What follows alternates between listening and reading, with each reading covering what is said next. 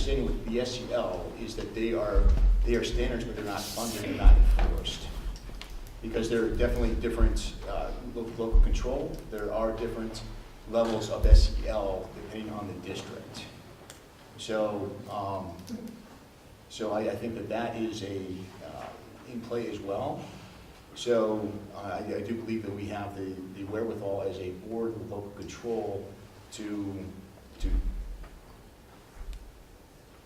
pursue that as we see fit.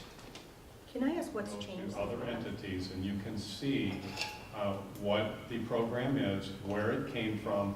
It originated at the Frankfurt School. All this is Marxist, it's socialism, okay? So the idea is to bring it into the school and have a program that socializes the kids through social emotional learning instead of educating the kids on information is not appropriate, I believe. And so I am making a motion to remove it from the schools because I believe it's harmful and it's a harmful first step.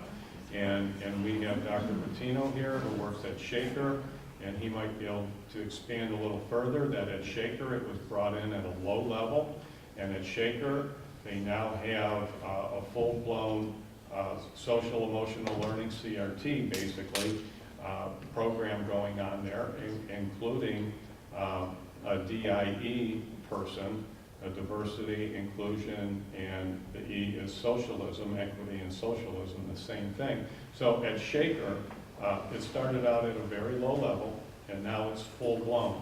Here, trying to nip it in the bud and remove it because we don't want it here. And people of this district do not want it. I have a question for Dr. Mlakar. So you are the person in the room who I suspect is most familiar with professional development training.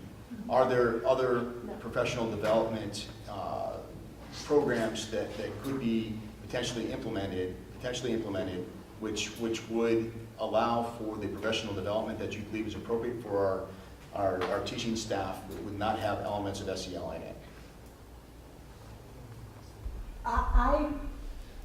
This is social emotional learning. So when you talk about gathering kids on the rug and teaching them conflict management, that's what falls under that umbrella.